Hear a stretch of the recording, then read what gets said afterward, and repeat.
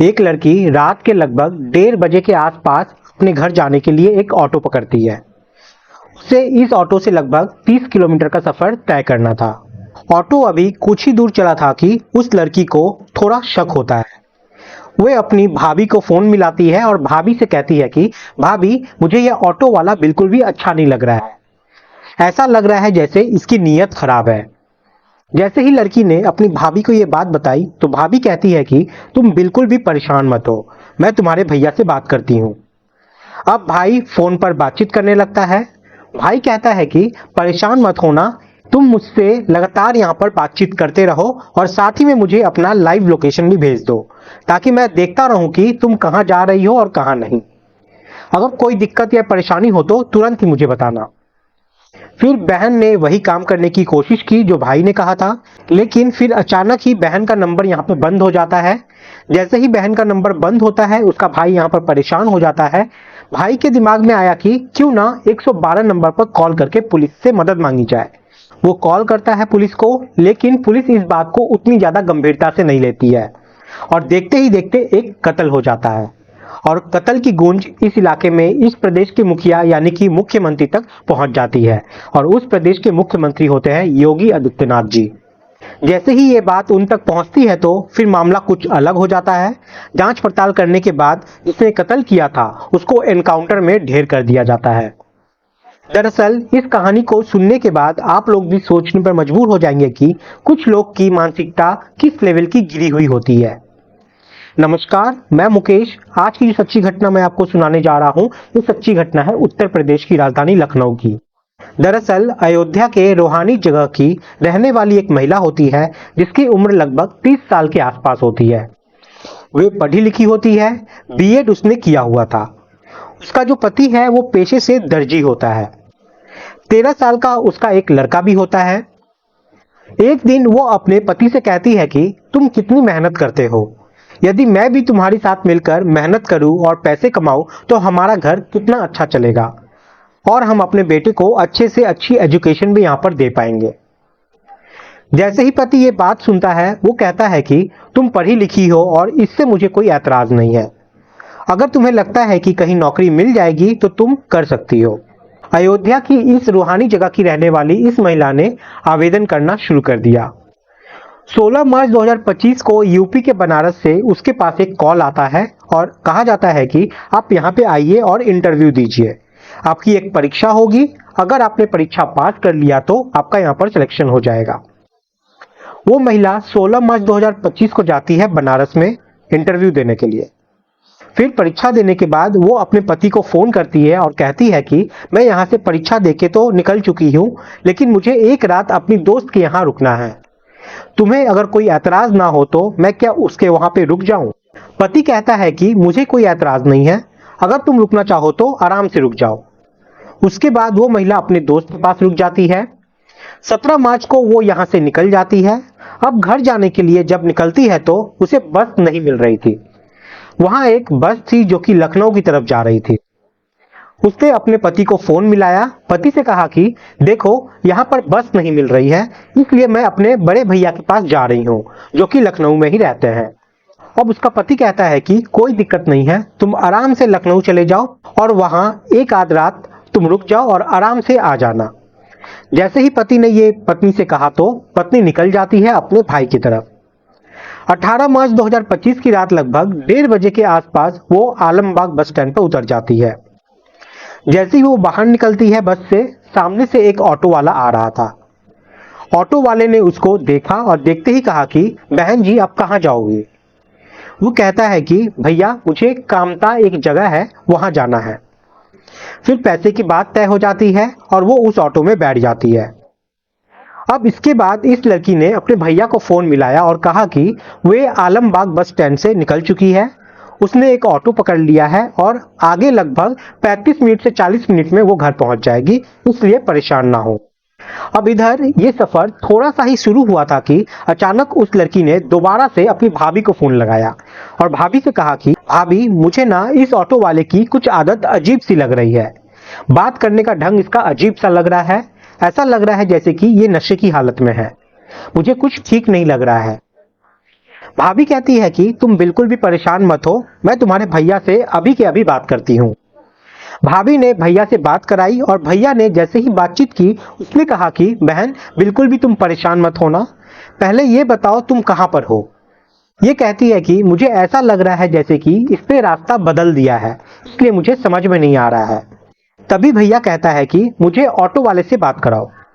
जब ऑटो वाले से बातचीत की जाती है तो ऑटो वाला कहता है कि भाई साहब आप बिल्कुल भी परेशान मत हो, दरअसल जिस रास्ते की आप बात कर रहे हैं उस रास्ते पर मेट्रो का काम चल रहा है और मेट्रो का काम चलने की वजह से मैंने ये रूट बदल दिया है। ये सुनकर लड़की का भाई कहता है कि ठीक है भैया आप लेके आओ, कोई दिक्कत नहीं है। फिर भाई ने अपनी बहन से कहा कि तुम अपनी लाइव लोकेशन मुझे भेज दो, मैं देखता रहूंगा कि तुम कहां तक पहुंची हो। अब रात के 2:35 के आसपास का वक्त हो चला था। वो आती भी नहीं है, दिखाई भी नहीं देती, ना ही अब फोन पर उसकी बातचीत हो पाती है क्योंकि लड़की का जो फोन था वो अब बंद आ रहा था। अब यहाँ पर भाई की जो टेंशन है वो बढ़ जाती है। तभी उसके दिमाग में ख्याल आता है कि 112 नंबर पर फोन करता हूँ, पुलिस को सूचना देता हूँ। अब इसने रात के 3 बजे के आसपास पुलिस को फोन किया और सारी बात बताई। अब इधर उसका भाई अपनी बहन को ढूंढने के लिए निकल जाता है और उधर पुलिस भी ढूंढ रही थी। सुबह का समय हो जाता है, लगभग 5 बजे के आसपास का वक्त हो रहा था। वाजिद नगर एक जगह लगती है और वहां पर एक इशरत बाग है। इशरत बाग में उस लड़की की लाश मिल जाती है। जैसे ही लाश मिलती है और परिवार वालों को इसका पता चलता है, परिवार वालों का रो रो कर यहाँ पर बुरा हाल हो जाता है। फिर उसके पति ने पुलिस को पूरी कहानी बताई कि कैसे वो परीक्षा देने गई थी और वहां से वो भाई के घर जा रही थी। अब ये मामला सोशल मीडिया पर बहुत तेजी के साथ गूंजने लगता है। अखबारों में खबर छपनी शुरू हो जाती है और बताया जाता है कि उस लड़की ने अपने बचाव के लिए हर संभव प्रयास किया था। पुलिस से मदद भी मांगी गई थी, उसने लाइव लोकेशन भी शेयर किया था, लेकिन आखिरकार कोई फायदा नहीं हुआ। यहाँ पर पुलिस ने इस केस को गंभीरता से नहीं लेने की वजह से पुलिस ने इस खामियों को देखते हुए कुल 6 पुलिस वालों को यहाँ पर तत्काल प्रभाव से सस्पेंड भी कर दिया और पुलिस ने ये प्रण लिया कि जितनी जल्दी हो सके इस घटनाक्रम का खुलासा करने की कोशिश करेंगे और आरोपी को पकड़ने की कोशिश करेंगे। 60 पुलिस वालों की 6 टीमें बनाई जाती है। पुलिस ने अब यहाँ पर 6000 सीसीटीवी कैमरे को खंगालना शुरू किया और 6000 सीसीटीवी कैमरा खंगालने के बाद एक जगह है दुबगा। दुबगा के पास पता चलता है कि एक बिना नंबर प्लेट वाला एक ऑटो है जो लगातार चक्कर काट रहा है। दरअसल जब ये आगे बढ़ रहा है तो वो बड़े संभल कर आगे बढ़ रहा था। फिर पुलिस ने सोचा कि इसकी हिस्ट्री चेक करते हैं, देखते हैं कि आखिरकार ये कहां से आया है और कहां पे गया है। साथ ही पुलिस यहाँ पे लगभग 5000 से ज्यादा नंबर को सर्वेलेंस पे ले आती है। पुलिस आखिरकार देखना चाहती थी कि घटना स्थल पर जहां पर लाश मिलती है वहां पे कितने नंबर एक्टिवेट थे। तब छटनी करते करते आखिरकार पुलिस के सामने 2 नाम सामने आते हैं। एक का नाम होता है अजय कुमार द्विवेदी और दूसरा नाम होता है दिनेश कुमार। दरअसल ये दोनों सगे भाई होते हैं। पुलिस ने जैसे ही इनकी जांच पड़ताल शुरू की तो पता चलता है कि ये दोनों रहने वाले होते हैं दुबगा के पास वाली एक कॉलोनी में जिसका नाम होता है वसंत कुंज। पुलिस वहां पहुंचती है और वहां पूछा जाता है कि दिनेश और अजय जो है यहाँ पे ये क्या करते हैं। तो पता चलता है कि जो अजय कुमार है वो ऑटो चलाता है और पूछताछ करने पे पता चलता है कि अजय कुमार द्विवेदी पर लगभग 22 मुकदमे पहले से ही दर्ज थे और जो उसका भाई है उस पर भी लगभग 9 मुकदमे दर्ज थे। पुलिस अब इनकी तलाश शुरू की लेकिन ये फरार हो गए थे। पुलिस ने कड़ी मुशक्कत के बाद आखिरकार पुलिस दिनेश को हिरासत में ले लेती है। 21 मार्च 2025 को हिरासत में लेने के बाद दिनेश को जब उससे पूछताछ करती है तो पता चलता है कि उसका बड़ा भाई है अजय कुमार द्विवेदी। दरअसल वो नशे का बहुत ज्यादा आदी है।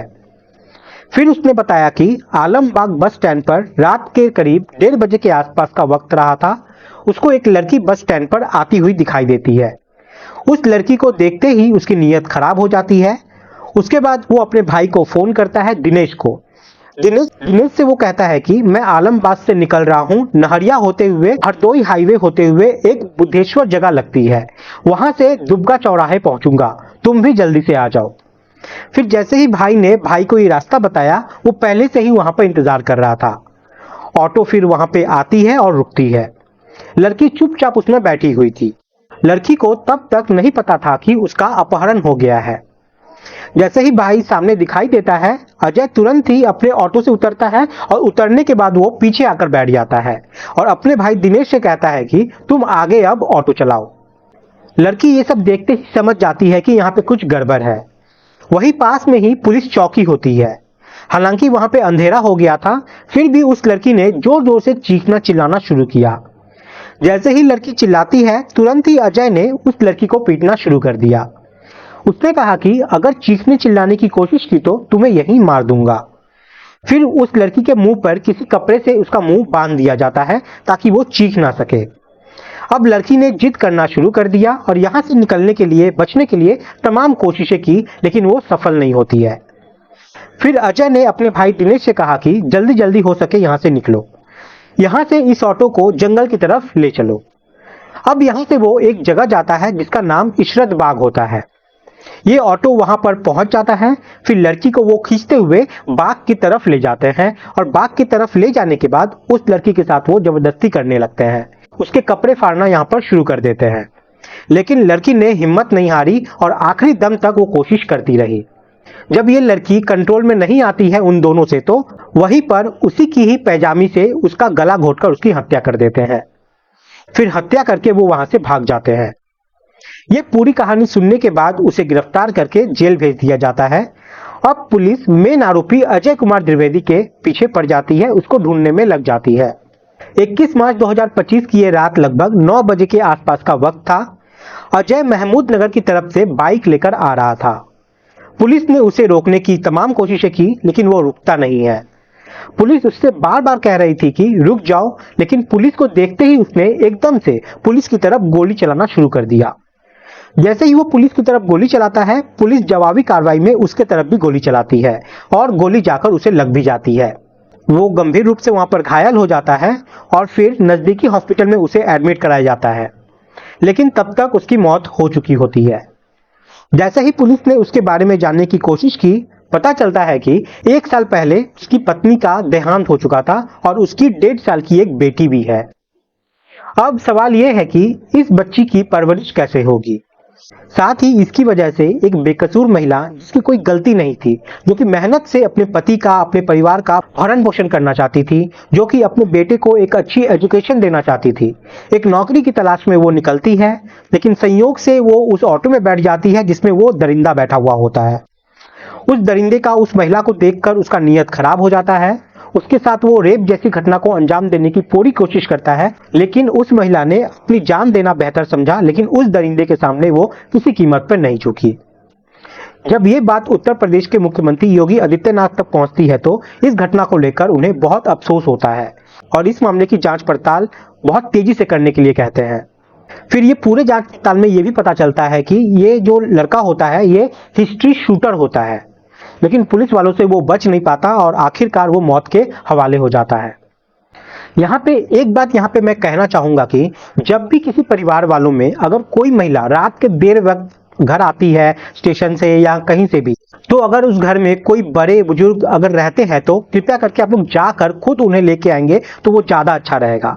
इससे वो महफूज भी रहेगी, क्योंकि आजकल रात देर रात कितने दरिंदे घूम रहे हैं, वो किस वेश में है, आपको कुछ नहीं पता। इसलिए कोशिश कीजिए आप खुद जाके अपने परिवार को लेके आने की, अगर रात का समय हो गया है तो दोस्तों, इस पूरी घटनाक्रम को सुनाने का उद्देश्य यहाँ पर किसी को परेशान करना नहीं है, किसी का दिल दुखाना नहीं है, बल्कि आपको जागरूक करना है, आपको सचेत करना है। आप सब लोग अपना ख्याल रखें, सुरक्षित रहें। जय हिंद, जय भारत।